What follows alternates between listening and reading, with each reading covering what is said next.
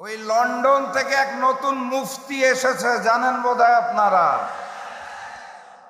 আমরা আশা করেছিলাম লন্ডন থেকে একজন জাতীয় নেতা দেশের মাটিতে আসার পর এই চাঁদাবাজি এবং রাহাজানিতে লিপ্ত গুন্ডা প্রকৃতির বিএনপি বোধহয় পরিবর্তন হবে, কথাবার্তা আচরণে বোধহয় বিএনপির একটা পরিবর্তন হবে। আমরা দুঃখের সাথে লক্ষ্য করলাম লন্ডন থেকে নেতা দেশে নামার পর বিএনপি পরিবর্তন হয় নাই, লন্ডনের নেতা নিজেই নতুন বিএনপি হয়ে গেছেন। সংগ্রামী সাথী এবং বন্ধুগণ, বিএনপি নামক দলটি যদি রাষ্ট্রীয় ক্ষমতায় আসে তাহলে যিনি প্রধানমন্ত্রী হবেন, জাতীয় নেতা, তার দলের নেতারা তাকে বলে জাতীয় ইমাম, তিনি মঞ্চে দাঁড়িয়ে বলেন গুপ্ত গুপ্ত। হ্যাঁ, ওনার মতো একজন জাতীয় নেতার মুখে আমরা এই ধরনের তৃতীয় শ্রেণীর রাজপথের বিএনপি কর্মীদের ভাষা আশা করি নাই। উনি যখন বাংলার মাটিতে রাজনীতি করব না এই মুচলেকা দিয়ে লন্ডনে পালিয়ে গিয়েছিলেন, আমরা ওনাকে গুপ্ত বলি নাই। উনি যখন লন্ডনের মাটিতে বসে ভিডিও কলে রাজনীতি করেছেন লুকিয়ে থেকে, ওনাকে আমরা গুপ্ত বলি নাই। উনি যখন দেশনেত্রী বেগম খালেদা জিয়াকে বালু ট্রাক দিয়ে আটকে রাখা হয়েছিল, তাও দেশে না এসে বিদেশ থেকে আহ্বান জানিয়েছিলেন, ওনাকে আমরা গুপ্ত বলি নাই। দেশনেত্রী বেগম খালেদা জিয়াকে যখন গ্রেফতার করে তিলে তিলে জেলখানায় অত্যাচার করা হয়েছিল, উনি তাও দেশে আসেন নাই, লুকিয়েছিলেন লন্ডনে, ওনাকে আমরা গুপ্ত বলি নাই। ফ্যাসিস্ট শেখ হাসিনা অগাস্ট মাসের 5 তারিখ পালিয়ে গেলেন, তারপরে উনি দেশে আসতে পারলেন না। 16 মাস সময় লাগলো ওনার দেশের মাটিতে পা দিতে। উনি লন্ডনে বসে বললেন দেশে আসার সিদ্ধান্ত নাকি ওনার একার না, কার কার সিদ্ধান্তে উনি চলেন, কোথায় কোথায় মুচলেকা দিয়ে নিজ মাতৃভূমিতে নামতে হয় সেটা উনি পরিষ্কার করেন নাই, ওনাকে তো আমরা গুপ্ত বলি নাই। ডিসেম্বর মাসের 25 তারিখ বাংলাদেশের মাটিতে নেমেছেন শুধুমাত্র নির্বাচনে অংশগ্রহণ করার জন্য, দেশপ্রেমের জন্য নয়। ক্ষমতার মসনদকে ভালোবাসেন, যিনি দেশকে ভালোবাসেন না তিনি প্রমাণ করেছেন। শেখ হাসিনা পালিয়ে যাওয়ার পর এই নিরাপদ বাংলাদেশে আসতে ওনার 16 মাসের বেশি সময় লাগে, তাও ওনাকে আমরা গুপ্ত বলি নাই। ডিসেম্বর মাসের 25 তারিখ দেশে নেমে উনি বলেছেন আই হ্যাভ আ প্ল্যান। সেই প্ল্যান কি সেটাও খুলে বলতে পারছেন না, গোপন প্ল্যান, তাও আমরা তাকে গুপ্ত বলি নাই। উনি মঞ্চের মধ্যে দাঁড়িয়ে জামাত এবং শিবিরকে উদ্দেশ্য করে বলেন গুপ্ত। আমাদের উচিত ছিল ওনাকে গুপ্ত বলা, কিন্তু রাজনৈতিক শিষ্টাচারে আমরা একটা জাতীয় মঞ্চ থেকে গুপ্ত বলতে পারি না, এটা জনাব তারেক রহমানকে শিখতে হবে। এই বাংলাদেশ মজলুমের বাংলাদেশ, এই বাংলাদেশ আবু সাইদের বাংলাদেশ, এই বাংলাদেশ শহীদ ওসমান হাদির বাংলাদেশ, এই বাংলাদেশ আলেম ওলামাদের বাংলাদেশ, এই বাংলাদেশ আল্লামা দেলোয়ার হোসেন সাইদির বাংলাদেশ, এই বাংলাদেশ কোন চাঁদাবাজের নয়। এই বাংলাদেশকে আমরা নতুন করে কোন নতুন নব্য জালেমের হাতে তুলে দেব না, দেব না, দেব না। অতএব ফেব্রুয়ারি মাসের 12 তারিখ যুদ্ধটা চালিয়ে যেতে হবে। আজকের এই ময়দানে যেভাবে আমার ভাইয়েরা এবং বোনেরা একসাথে বসে আছেন, মুহাম্মদ সাল্লাল্লাহু আলাইহি সাল্লামের সময় পুরুষ এবং নারী একসাথে যুদ্ধ করত, সেই যুদ্ধ এই নতুন জামানায় চালিয়ে যেতে হবে। 12 তারিখ গণভোটে হাকে জয়যুক্ত করতে হবে। কুষ্টিয়ায় আসন কয়টা? প্রতীকটা কি?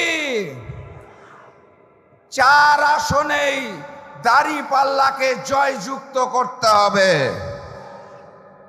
ফেব্রুয়ারি মাসের 12 তারিখ কুষ্টিয়ার 4টি আসনে দাঁড়িপাল্লাকে জয়যুক্ত করে আগামী দিনের প্রধানমন্ত্রী, মানবিক নেতা ডাক্তার শফিকুর রহমানকে কুষ্টিয়ার 4 আসন উপহার দিতে হবে।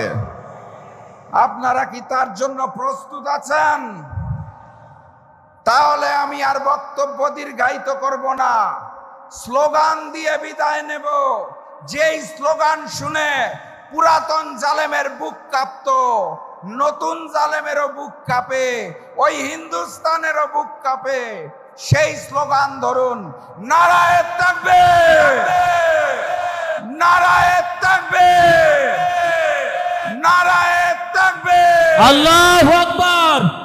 আবারও দেখা হবে, আবারও কথা হবে ইনশাআল্লাহ। আমাদের মানবিক নেতা, আগামী দিনের প্রধানমন্ত্রী মঞ্চের খুব কাছাকাছি চলে এসেছেন। উনি আপনাদের জন্য দিক নির্দেশনা দিবেন। আমি শুধু সংক্ষেপে এটুকু বলে যেতে চাই, আমাদের মানবিক নেতাকে 11 দলের পক্ষ থেকে আমরা প্রধানমন্ত্রী করব বলে সর্বসম্মত জ্ঞাপন করেছি। আপনারা কি একমত আছেন? 151 আসন লাগবে কমপক্ষে। কুষ্টিয়ার 4টা আসনের 4টাই চাই 4-0 গোলে পরাজিত করব ইনশাআল্লাহ। প্রিয় সাথী এবং বন্ধুগণ, আমাদের নেতা, আমাদের রাহবার ডাক্তার শফিকুর রহমান ঘোষণা দিয়েছেন, ওই দুর্নীতিবাজ চাঁদাবাজদের হাতে আর দেশ দেওয়া হবে না। দেশ চালাবে ঐক্যবদ্ধ বাংলাদেশ। আমরা যেই 11টি দল একত্রিত হয়েছি, এই দল মিলেই গঠিত হয়েছে ঐক্যবদ্ধ বাংলাদেশ। আমরাই বাংলাদেশ, আমরাই গড়ে তুলব আগামীর বাংলাদেশ। ন্যায়, ইনসাফ, কুরআন এবং অবহেলিত ন্যায্য পাওনাহীন মানুষের বাংলাদেশ গড়ে তোলা হবে। কুষ্টিয়াতে আপনাদের 4 জন প্রার্থীকে নির্ধারণ করা হয়েছে। তাদের তো চিনেন আপনারা নাকি? ফ্যাসিস্ট হাসিনা যাওয়ার আগে পরে কখনো চাঁদাবাজি করেছেন? কখনো দুর্নীতি করেছেন? আপনারা বিশ্বাস করেন এই 4 জন ইনসাফের প্রতীক দাঁড়িপাল্লা নিয়ে বিজয়ী হয়ে আসতে পারলে আপনাদের পাশে থাকবে? তাহলে সেই 4 জনকে জয়যুক্ত করার জন্য আমার মা বোনেরা এবং আমার ভাইয়েরা 12 তারিখ যুদ্ধের প্রস্তুতি আছে তো নাকি?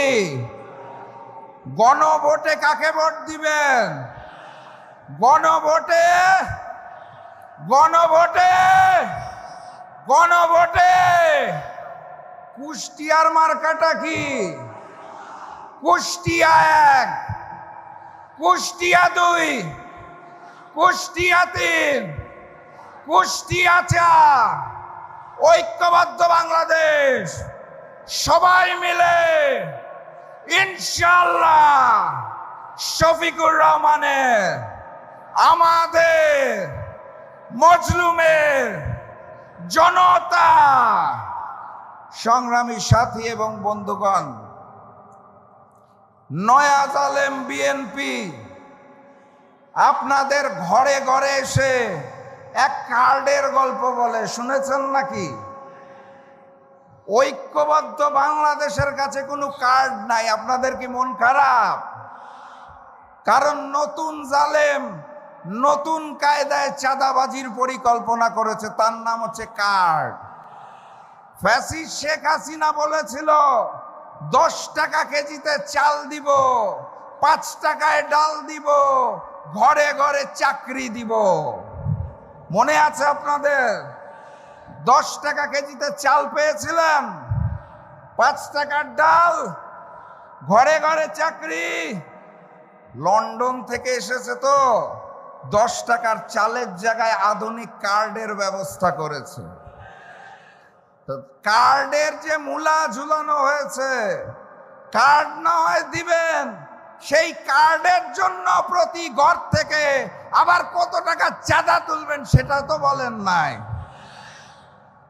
এই সব আধুনিক কার্ডের মূলা ঝুলাবেন না, বাস্তবসম্মত কথা বলুন। যদি মনে করেন আগামীর বাংলাদেশ গড়ে তোলার জন্য কাঁধে কাঁধ মিলিয়ে আমরা একসাথে কাজ করতে রাজি আছি, তাহলে আমি বিএনপিকেও আমন্ত্রণ জানাবো। ডাক্তার শফিকুর রহমান প্রধানমন্ত্রী হওয়ার পরে আপনারা আসুন, ডাক্তার শফিকুর রহমানকে প্রধানমন্ত্রী মেনে নিয়ে আমরা একসাথে দেশ গড়ে তুলি। আর যদি মনে করেন ওই যে আই হ্যাভ আ প্ল্যান গুপ্তর মতো দেশে আসবেন আর লন্ডনে দৌড়াবেন, আপনাদের নেতাকর্মীরা চাঁদাবাজি রাহাজানি চালিয়ে যাবে, মামলাবাজি চালিয়ে যাবে, ভূমি দখল চলিয়ে যাবে, তাহলে মনে রেখেন বাংলার তৌহিদি জনতা রক্ত দিতে শিখেছে। আমরা শহীদি তামান্না নিয়ে জন্ম নিয়েছি, প্রয়োজনে সবাই শহীদ হব। এই নতুন বাংলাদেশকে আর জালিমের হাতে দিব না। বিএনপির মঞ্চ থেকে গণভোটে হায়ের পক্ষে কোনো দাবি শুনেছেন? বলে না কেন? কি বলে? 31 দফা আছে তাদের, কি কি জানি, সংস্কারের জনক, সংস্কার চায়। একটা বার আমি বিএনপির মঞ্চ থেকে বিএনপির বড় কোন নেতার মুখে গণভোটে হার পক্ষে বক্তব্য শুনি নাই। প্রেস কনফারেন্সে সাংবাদিকদের প্রশ্নের মুখে, চাপের মুখে কোন কোন নেতা বলে নায়ের পক্ষে যাওয়ার সুযোগ নাই আমাদের, তাও মুখ দিয়ে হা বার হয় না, বলে নায়ের পক্ষে যাওয়ার নাকি সুযোগ নাই। সংস্কারে এত ভয় কিসের? 10 বছরের বেশি কেউ প্রধানমন্ত্রী থাকতে পারবে না, এটা শুনে কষ্ট হয়। যদি ঘুরে ঘুরে বিএনপি থেকেই অন্য নেতা প্রধানমন্ত্রী আসে, তাহলে সমস্যাটা কোথায়? এক পরিবারেই কুক্ষিগত করে রাখতে হবে। শেখ পরিবারও চেষ্টা করেছিল বাপ দাদার পৈতৃক সম্পত্তি বানানোর জন্য দেশটাকে। আমরা সেদিনও জুলাই গণঅভ্যুত্থানে মাঠে ময়দানে নেমে বারবার বলেছিলাম, এই বাংলাদেশ কারো বাপ দাদার সম্পত্তি নয়, এই বাংলাদেশ জনগণের। জনগণ যাকে চাবে তাকেই দেশের সেবার দায়িত্ব দিতে হবে। ওনারা শাসক হতে চায়।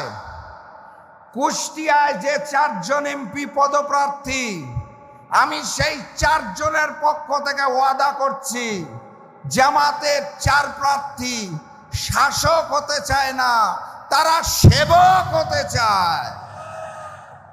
আপনারা সেবক হিসেবে আমাদের 11 দলের মনোনীত প্রার্থী বাংলাদেশ জামাত ইসলামের 4 জনকে দাঁড়িপাল্লা প্রতীকে ভোট দিয়ে 12 তারিখ জয়যুক্ত করবেন। শরীফ ওসমান বিন হাদির রক্তের কসম, জুলাই গণঅভ্যুত্থানের শহীদদের রক্তের কসম, পিলখানায় 54 জন চৌকস অফিসার যে শহীদ হয়েছিল তাদের রক্তের কসম, শাপলায় যারা শহীদ হয়েছিলেন তাদের রক্তের কসম, নরেন্দ্র মোদী বিরোধী আন্দোলনে যারা শহীদ হয়েছিলেন তাদের রক্তের কসম। আমরা কারো রক্তকে বৃথা যেতে দেব না ইনশাআল্লাহ, ইনশাআল্লাহ। এই নতুন বাংলাদেশে ভারতীয় আধিপত্যবাদ এবং আগ্রাসন চলবে না। মানবিক নেতা ডাক্তার শফিকুর রহমান রংপুরের সমাবেশে স্পষ্ট ভাষায় ঘোষণা দিয়েছেন, আমরা যদি দায়িত্ব পাই সর্বপ্রথম তিস্তা প্রকল্প চালু করা হবে। অতএব সীমান্তের ওপারে বসে দাদাবাবু যারা চিন্তিত হয়ে পড়েছেন তাদেরকে বলে দিতে চাই, ঐক্যবদ্ধ বাংলাদেশ এক আল্লাহ ছাড়া কারো সামনে মাথা নত করবে না। পার্শ্ববর্তী রাষ্ট্র থেকে বন্ধুত্বপূর্ণ সম্পর্ক করুন। যদি প্রভু হতে চান তাহলে হাসিনার মতো মাথা পেতে নেব না। আর নতুন জালেম যারা লন্ডন থেকে আসার সময় দিল্লিতে মুচলেকা দিয়ে দেশে এসেছেন তাদের মতো মাথা পেতে নেব না। বাংলাদেশের তৌহিদি জনতা কারো রক্তচক্ষুকে ভয় পায় না। বাংলাদেশের তৌহিদি জনতা, ঐক্যবদ্ধ বাংলাদেশের নেতৃবৃন্দ মাথা নত করলে শুধুমাত্র আল্লাহর সামনে মাথা নত করে। জমিনটা কার? আপনাদের মালিক কারা? আমার মালিককে। আইন কার? কার আইনে দেশ চলবে? অনেক দল ভুল বুঝাতে চায় আমিরে জামাত নাকি শরিয়া আইন মানা করেছে। এই প্রসঙ্গটা ক্লিয়ার হতে হবে। ডাক্তার শফিকুর রহমান স্পষ্ট ভাষায় জানিয়েছেন, সেটা হচ্ছে ভোটের মাধ্যমে যেই গণতন্ত্র আসে, যেই গণতান্ত্রিক সরকার আসে, সেই সরকারের প্রধান হিসেবে, প্রধানমন্ত্রী হিসেবে ওনার দায়িত্ব পর্যায়ক্রমে দেশকে শরিয়া আইনে নিয়ে আসা। একদিনে সম্ভব? উনি পুরা বাংলাদেশকে নতুন করে গড়ে তোলার জন্য মাত্র 5টা বছর সময় চেয়েছে। ওই 71 থেকে 26 পর্যন্ত বহু নেতা দেখেছি, বহু দল দেখেছি, বহু সরকার দেখেছি। এবার ঐক্যবদ্ধ বাংলাদেশকে দেখতে চাই। এবার দাঁড়িপাল্লার বিজয়কে দেখতে চাই। এবার ডাক্তার শফিকুর রহমানকে দেখতে চাই।